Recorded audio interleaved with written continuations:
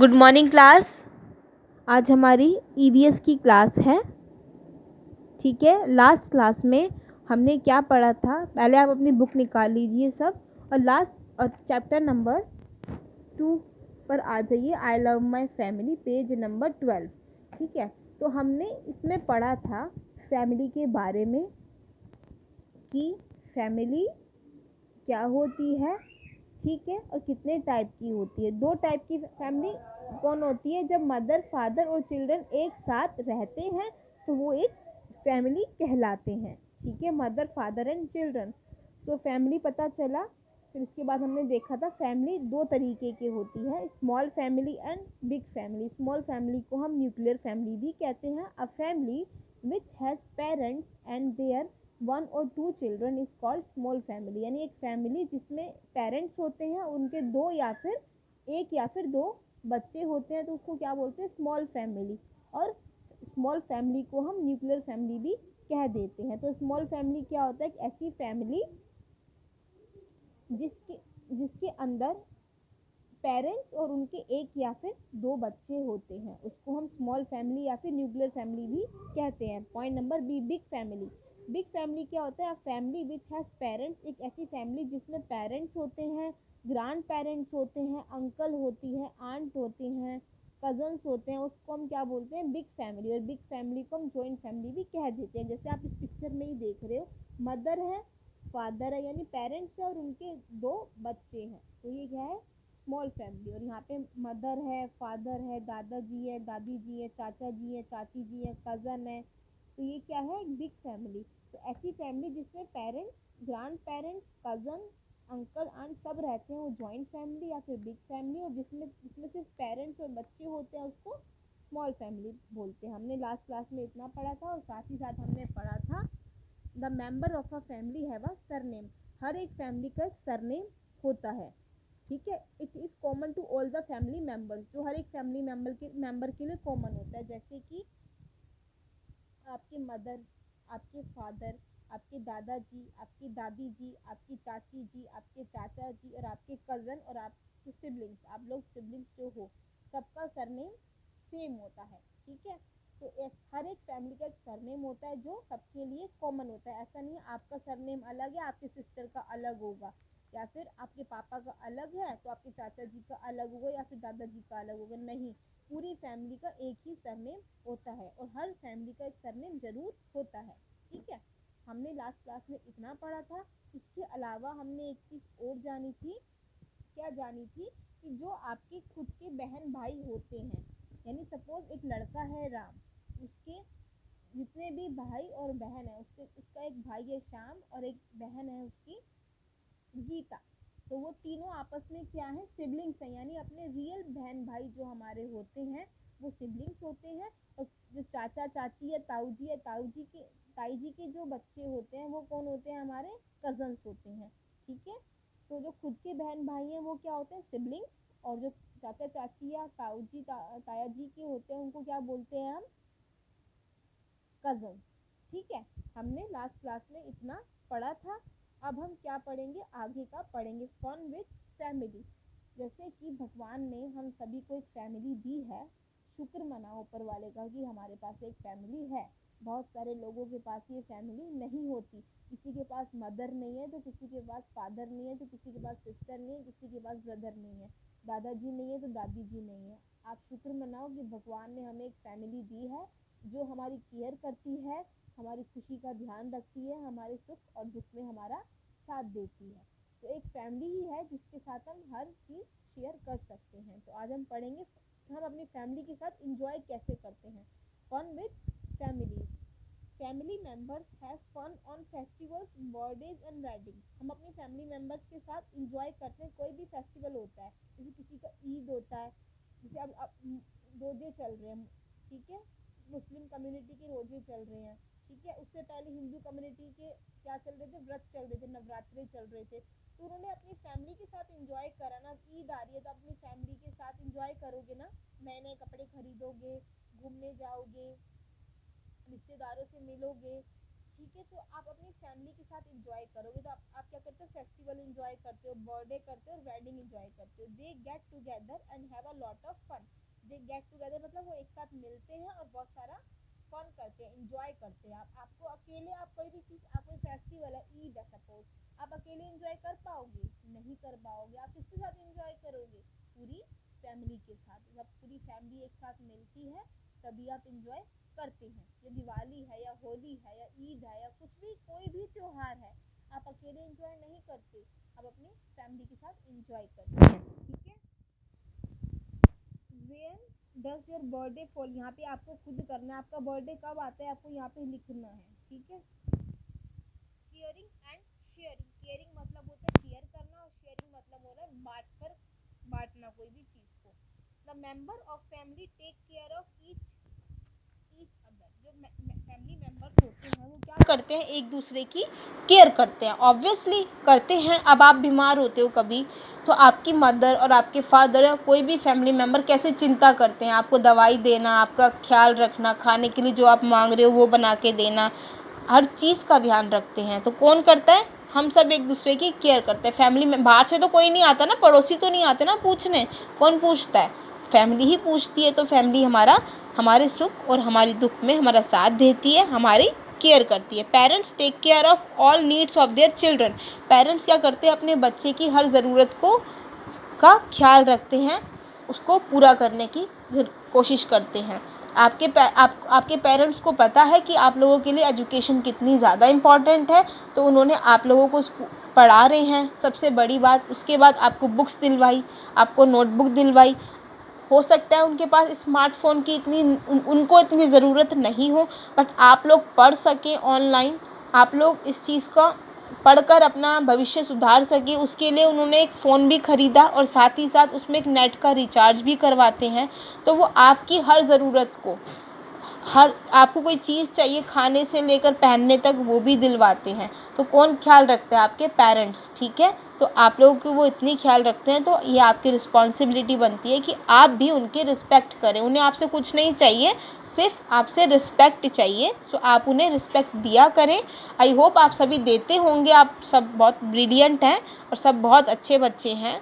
ठीक है। स्टिल आप लोगों को उनका और ख्याल रखना चाहिए, क्योंकि आप खुद देखो वो आपका कितना ख्याल रखते हैं, हर चीज़ का ध्यान रखते हैं। ठीक है। इस इतनी पैंडमिक सिचुएशन चल रही है, कोरोना इतना बढ़ रहा है, लोगों के पास बहुत सारी चीज़ें नहीं हैं, बहुत से लोगों के पास, लेकिन आपके पेरेंट्स आपको पढ़ा रहे हैं, बुक्स दिलवाई, नोटबुक दिलवाई, स्कूल, प्रॉपर मोबाइल है आपके पास, आप इंटरनेट से पढ़ रहे हैं, सब चीज़ आपके पास अवेलेबल है। तो आपको थैंक्स करना चाहिए अपने पेरेंट्स का, क्योंकि वो आपकी नीड्स को पूरा करते हैं। They earn money for the family, वो पैसे किसके लिए कमाते हैं, फैमिली के लिए। अब ऐसा तो नहीं है ना आपके पापा या घर में कोई भी पैसे कमाता है, मम्मी या पापा या दादाजी या कोई भी कमाने जाता है, तो ऐसा तो नहीं है ना वो खुद पे खर्च कर लेते हैं, सिर्फ अपने लिए कमा रहे हैं।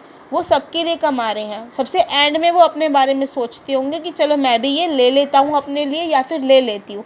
नहीं तो क्या करते हैं, घर में ये चीज़ मंगानी है, घर के लिए, घर में सब्जी चाहिए, कपड़े चाहिए, बच्चे की फ़ीस देनी है, ठीक है, बुक्स लेनी है, नोटबुक लेनी है, पेन पेंसिल कलर्स लेने हैं, जो भी है आपकी नीड्स, घर के हर एक फैमिली मेम्बर की नीड पूरी करते हैं।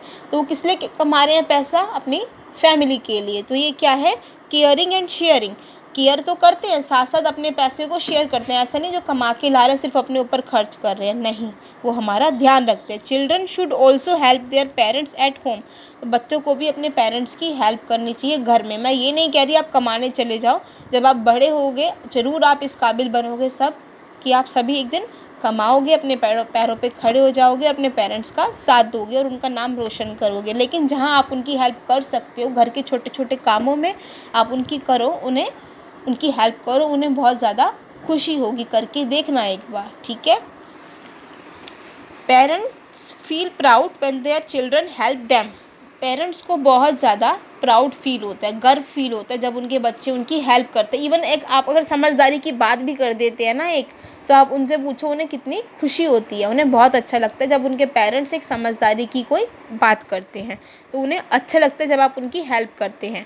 We should obey and respect our grandparents and parents. हमें क्या करना चाहिए, उनकी रिस्पेक्ट करनी चाहिए, उनकी बात माननी चाहिए, अपने पेरेंट्स की, अपने ग्रैंड पेरेंट्स की, सबकी बात माननी चाहिए। ठीक है, वो हमारे लिए इतना करते हैं तो हम इतना तो कर ही सकते हैं ना, उनकी बात मान सकते हैं, क्योंकि वो हमारे भले के कभी डांटते भी हैं, किसी चीज़ को मना भी करते हैं तो उसमें कोई हमारा भला होता है, इसलिए वो हमें मना करते हैं, तो आपको उनकी रिस्पेक्ट करनी चाहिए। ठीक है, तो हमने जाना कि एक फैमिली हमारे लिए कितनी ज़्यादा इम्पॉर्टेंट है, हमारी प्रॉब्लम में हमारे साथ है, हमारा बर्थडे सेलिब्रेट करती है। ठीक है, जब हमें ज़रूरत होती है पढ़ा रही है आपको, ठीक है, आपके खाने पीने का ध्यान रख रही है, आपकी सभी नीड्स का ध्यान रख रही है, आपकी विशेस का ध्यान रख रही है। ठीक है, सब चीज़ का ख्याल रख रही है ना, कमा के ला रही है पूरी, सिर्फ अपने लिए नहीं कमा रहे पापा आपकी या मम्मी, पूरी फैमिली के लिए कमा रही है। सो आपको क्या करना चाहिए, उनकी रिस्पेक्ट करनी चाहिए, उनकी बात माननी चाहिए और उन्हें प्यार करना चाहिए। उन्हें सिर्फ आपसे कुछ नहीं चाहिए सिवाय मोहब्बत के और प्यार के। ठीक है, सो उन्हें प्यार करो, उनकी रिस्पेक्ट करो। अब हम क्या देखेंगे, फैमिली ट्री के बारे में जानते हैं। फैमिली ट्री क्या होता है, जैसे एक पेड़ है, उसकी बहुत सारी वृक्ष और शाखाएं होती हैं ना, लेकिन वो शाखाएं, एक पेड़ होता है, जड़ होती है, उसकी बहुत सारी शाखाएं होती है, लेकिन जो शाखाएं हैं वो उसी पेड़ की है ना कहीं उसी पेड़ से रिलेटेड है ना। ऐसे ही हमारे पास एक फैमिली ट्री होता है। चलो देखते हैं। A family tree show us how we are related to our family members. जैसे एक पेड़ की शाखाएं हमें बताती है कि ये शाखा किस पेड़ से जुड़ी हुई है, ऐसे ही एक फैमिली ट्री एक फैमिली के बारे में बताता है। चलो अब हम संजय की फैमिली के बारे में देखते हैं कि संजय की फैमिली में कौन कौन है। ये संजय है, ठीक है, तो संजय की फैमिली के बारे में जानते हैं। ये है ग्रैंड पा, ग्रैंड माँ, दादाजी और दादी जी। दादाजी और दादी जी है, ये फैमिली ट्री है ये पूरा। ये दादाजी हो गए, ये दादी जी। अब ये एरो जा रहा है, ये दादाजी के कौन है, बेटे, यानी फादर। किसके फादर, संजय के। हम संजय की बात कर रहे हैं ना, संजय के दादाजी, संजय के दादी जी। अब इनके बच्चे हैं, यानी अगर इनके बेटे हैं तो ऑब्वियसली संजय के कौन हुए, फादर। यानी आपके दादाजी जो हैं, आपके दादाजी के जो बेटे हैं ऑब्वियसली आपके कौन है, फादर है ना। सो फादर और मदर, संजय की मदर, संजय के फादर, संजय के अंकल और आंट, यानी चाचा जी और चाची जी। और ये क्या है, पैटर्नल आंट। पैटर्नल मतलब होता है पापा की साइड से कोई भी रिश्तेदारी, और मैटरनल होता है मम्मी की साइड से। यानी मैटरनल होता है यानी मामा, मामा जी, मामी जी, मासी जी, वो होता है मदर की साइड से कोई भी रिलेशन। और पैटर्नल होता है आपके पापा की साइड से, यानी आपकी बुआ जी, आपके चाचा जी, है ना, ये सब पापा की साइड से होता है। तो ये पैटर्नल आंट है, यानी ये कौन है, आपकी बुआ जी हैं। ठीक है, तो ये क्या है, संजय के दादाजी, दादी जी, संजय की पापा, संजय की मदर, ये संजय के फादर, संजय के मदर, संजय के अंकल यानी चाचा जी, आंट यानी चाची जी, और ये है पैटर्नल आंट यानी बुआ जी। अब हम देखते हैं फादर और मदर, यानी इनके दो बच्चे हैं।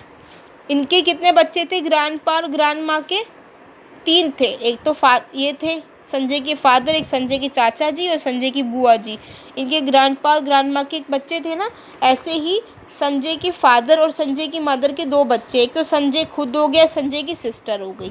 ये संजय है, ये इसकी सिस्टर है, और इसके चाचा चाची के 2 बच्चे हैं, तो संजय के कौन हुए, कज़न। तो हमने संजय की फैमिली के बारे में जाना कि ये संजय के दादाजी, संजय की दादी जी, संजय के पिता, उसकी माता जी, उसके चाचा जी, उसकी चाची जी और उसकी बुआ जी।